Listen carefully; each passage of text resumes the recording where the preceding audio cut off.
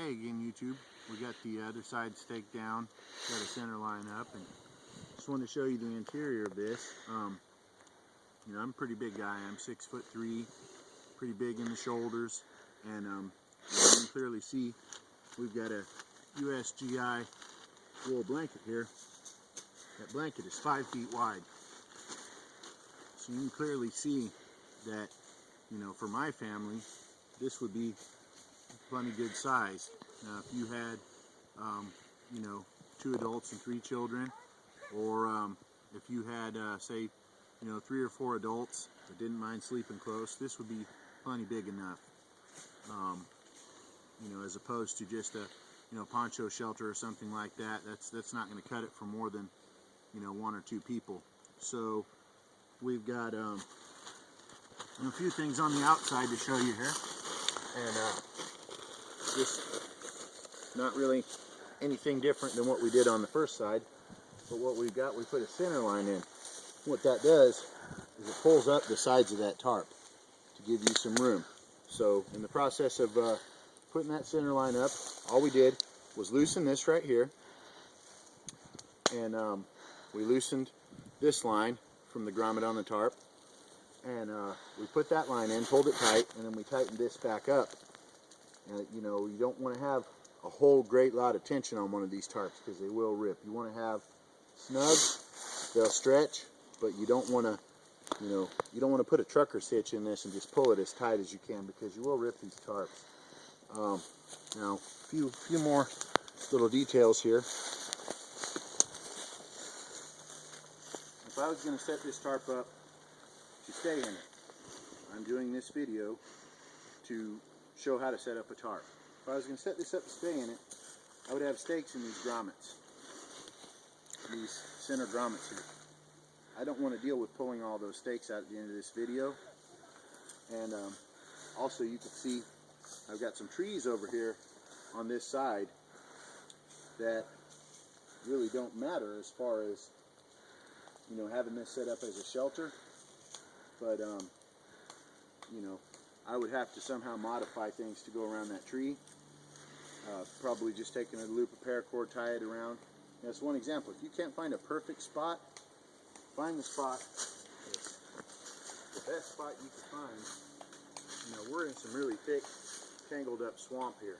So, you know, this little bit right here is not going to hinder this being waterproof. This will shed the rain just fine. It'll deal with the wind just fine. So you work with what you have. But also, as far as this bottom goes, you know, if it got cold, it'd be a matter of minutes to just take a stake that down. If anyone's ever been in a tarp shelter with a large number of people, it gets pretty warm. And, you know, that's one thing to remember. Everyone talks about the space blankets and how they retain warmth and all that.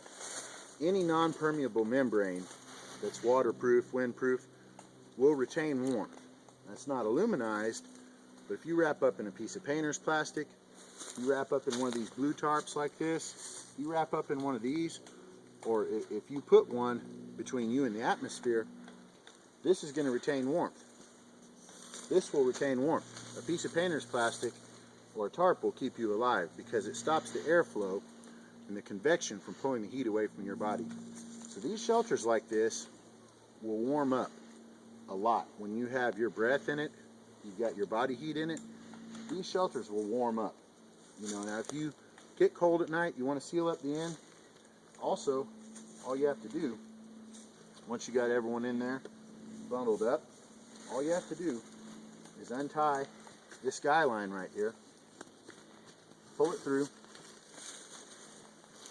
pull your ground cloth back here, stake that down, and you've got a seal that will really keep the warmth in. There's still enough room in there that way for everybody to be in there and comfortable. And, you know, you have to leave airflow for breathing and things like that. But, you know, you can really be comfortable at very low temperatures in a shelter like this if you totally cut out the airflow. At, you know, the 20, 25 degree nighttime temperatures we see around here, you're just going to be too hot like that, unless you're unless you're a cold-natured type of a person that that really gets cold easily, you know, you're probably not going to want this thing sealed up that much. So we're going to try to, that's one thing with these ropes like this. I had this rope burned and sealed on the end. Sometimes it's kind of hard. See, this just has a, it's like a paracord. It's a kern mantle rope, which is a rope with a woven shell around a center. In this case, the center strand on this rope is just a piece of some sort of fabric. So it's kind of hard with these small grommets to get this rope back in here. So we're going to go ahead, we're going to grab a piece of paracord and we're going to make a little loop to go right there. Or in case that you don't have paracord, you can take and do something like this. There's one that's a better size. Get a good sturdy stick. This is a piece of swamp cane. Stick it through there. You can do something like this. One thing is, you know, yeah, you're not going to be able to put a lot of tension on that without breaking that toggle, but you don't want too much more tension than what that toggle will deal with on your tarp. And in our case, we're going to go ahead though.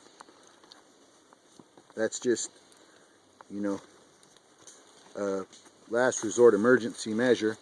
In our case, we're going to go ahead, we're going to stick some paracord through there. And go ahead.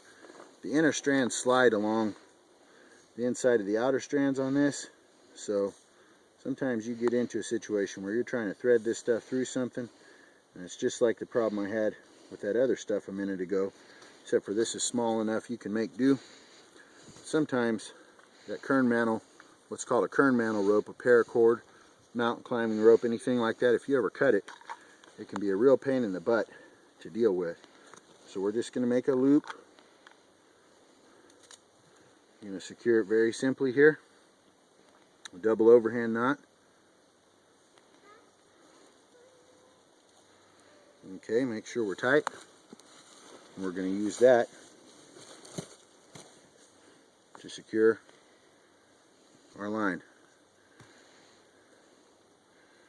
Okay.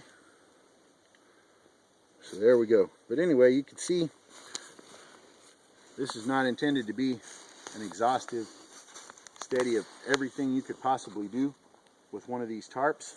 But, you know, this is just a quick, probably with me taking the extra time to do things on camera and show things, probably about 45 minutes we've spent on this. If I just was to set this shelter up and just do it, I'd probably have this shelter up from start to finish in 10 to 15 minutes versus a natural shelter that's going to take you a lot of time, a lot of effort, a lot of materials, and you know, for this tarp right here, I think weighs 1.5 pounds. This tarp right here weighs about 1 pound. You know, and then of course your ground cloths, your blankets, all those things, but you'd need a blanket anyway, you know, unless you're just really hardcore bushman that wants to sleep in a nest of leaves in a squirrel nest or something like that. Well, we're talking about a family here. Your kids, your significant other might not be quite that hardcore. They might not want to sleep in that, you know, shelter of twigs and matted leaves and in birch boughs or pine boughs or something like that. So, you know, we're looking at a family shelter that's going to keep everybody happy and keep everybody in good spirits as much as can be expected. Not so much a field expedient shelter for a person alone in the wilderness with their tomahawk or their machete, a stainless steel water bottle, a packet of tea, a canteen cup, and, you know, the other bushmanly things that we all like to do for fun.